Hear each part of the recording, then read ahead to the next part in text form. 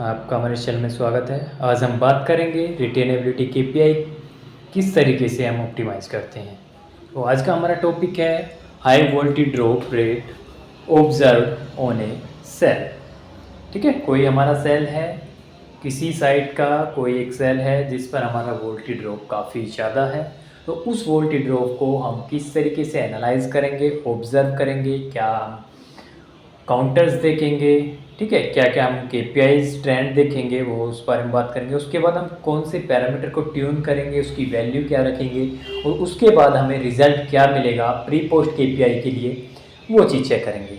ठीक है, उससे पहले अगर आपने हमारा चैनल सब्सक्राइब नहीं किया है तो इस चैनल को सब्सक्राइब कर लीजिएगा। ठीक है, तो चलिए देख लेते हैं। अगर आप वोल्टेज ड्रॉप ऑप्टिमाइज़ कर रहे हैं, ठीक है, तो आपको करना क्या है, ये कुछ यहाँ पे ट्रेंड्स आपको चेक करने हैं वोल्टेज ड्रॉप के लिए। वोल्टेज एक्सिस फेलियर रेशियो आपका क्या है वो चेक कर लेना है।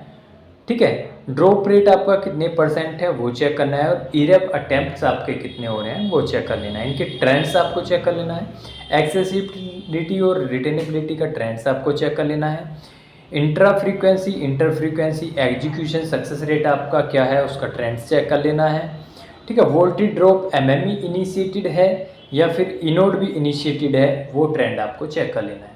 ठीक है, वो आइडेंटिफाई करने के बाद, ठीक है, क्या करना है, मीन्स मैं अपनी तरफ से बता रहा हूँ, जो हमारी टीम ने इन वोल्टेज ड्रॉप अगर उन्हें दिखाई दिया कि उनकी साइट पर वोल्टेज ड्रॉप काफ़ी ज़्यादा था, तो उन्होंने ये ट्रेंड्स चेक करे। चेक करने के बाद उन्होंने क्या किया, ऑब्जर्व किया कि जो साइट थी और उसका जो सेक्टर था जिस पे वोल्टेज ड्रॉप काफ़ी ज़्यादा था, वो एक हाईली डेंस अर्बन एरिया की तरफ देख रहा था।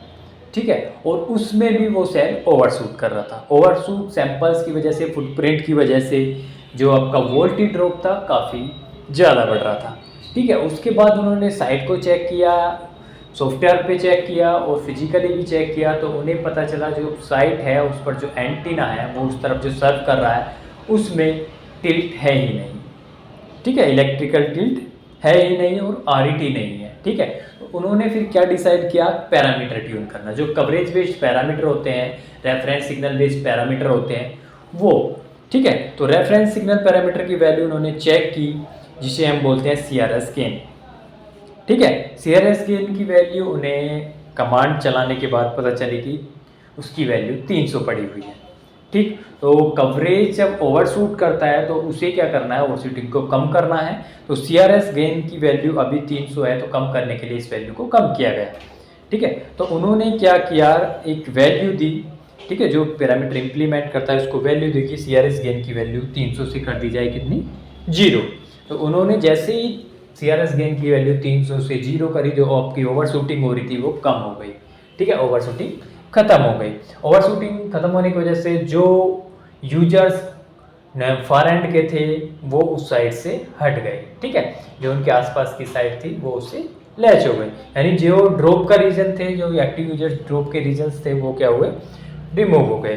ठीक है, उसकी वजह से जो केपीआई जो इम्प्रूवमेंट हुआ, तो रिजल्ट आप देख सकते हैं। नेक्स्ट डे केपीआई चेक की गई तो उन्हें इम्प्रूवमेंट मिला 6% ड्रॉप से 2%, लेस देन 2%। ठीक है, तो इस तरीके से आप भी अगर अपनी वोल्टेज केपीआई ऑप्टिमाइज कर रहे हैं तो आप अपने नेटवर्क में भी ट्यून कर सकते हैं। सीआरएस गेन रेफरेंस सिग्नल के लिए अगर कवरेज के लिए आप इम्प्लीमेंट कर रहे हैं तो ये एरिक्सन में होता है।